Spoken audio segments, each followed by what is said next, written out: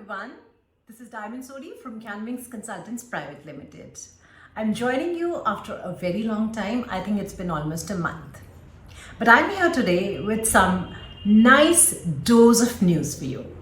First of all, as you all might be aware, that the Australian borders are fully opening to those who are fully vaccinated from the 21st of February. So in less than 2 weeks, tourists and people with all kinds of visa can now travel to Australia, be it for temporary work purposes, be it for migration, be it for pleasure, just visiting, whatever.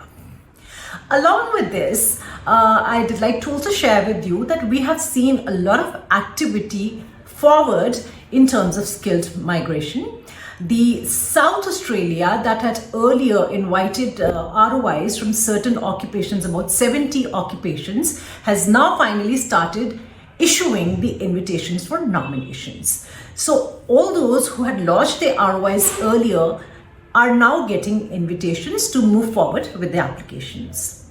We have also got nominations, and I'm talking specifically about offshore nominations here, from ACT, that is Canberra.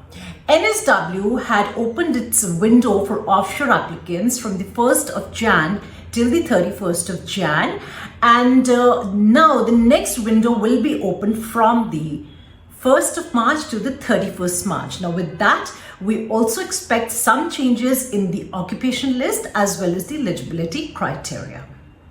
In the meantime, just a bit ago, we've got the news that South Australia is opening its second phase of nominations from the 16th of February. And this time, South Australia is going to open 269 occupations. Now here, I'd just like to tell you that first, South Australia had opened up 70 occupations. This time it's come up with 250 plus occupations. Therefore, everybody who's listed on the South Australia's list will at some point of the time be eligible to apply for a nomination. So what South Australia is basically doing is that it is taking applications in a phased manner.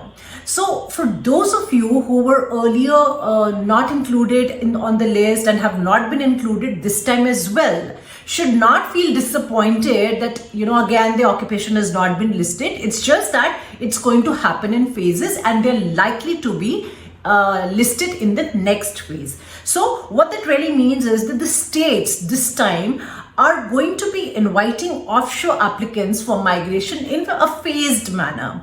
They, unlike the usual thing, they won't have the nominations happening about once in a year.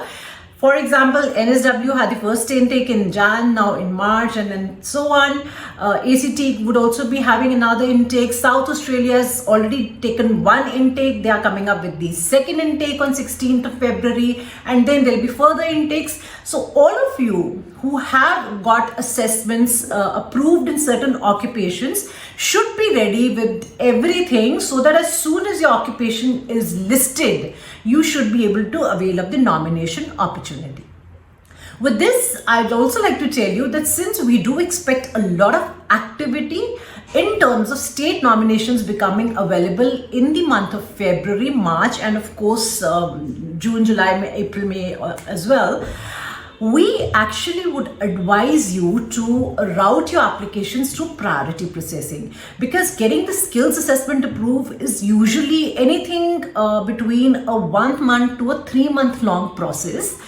I do not want any of you to be stuck in the middle of your skilled assessment process while an opportunity for nomination becomes available for you. Now, since we do not know which occupation is going to be listed in which state at which time, it's safer to get a priority processed application, which usually takes around 10 days. Have your skills assessment in hand. Ensure that you take your English proficiency test ASAP. Have your EOI ready so that as soon as your occupation becomes available, you can immediately go ahead and lodge an ROI for that particular state. Now, I'm only suggesting this because we do expect a lot of activity in terms of nomination in these months. Therefore, being ready with the skills assessment is very, very essential. And for those of you who have not even started the process and have been probably waiting that, let the nominations once start, then we'll start the process.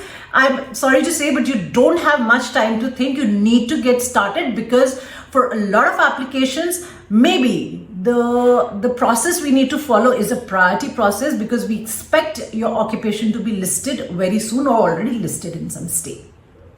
With this news, I'd like to end this video, keep it very, very quick, and just give you a bit of update on the 489 and 491 visa applications that have already been lodged. Now, I see a lot of disillusionment among those applicants. They're probably feeling in a limbo. They do not know where things are heading. I can just tell you from my end that we did have an offshore 489 visa, an onshore 489 visa granted a few days back, about a week back. So we do know that 489 visas are being processed by the DHA. In addition to that, I can also tell you that some of applicants have been recently verified by the Australian High Commission in person. And these applicants had applied for 489 and 491 visas, both of these visas.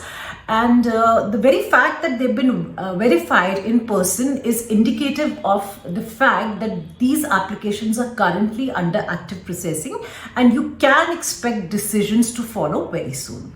So for any queries or getting a free eligibility assessment done for yourself, you can email us on caanwings@gmail.com, or you can also email us on inquiries@caanwings.com, or feel free to give us a call on 78498. Until next time, hopefully next week, bye bye and take care.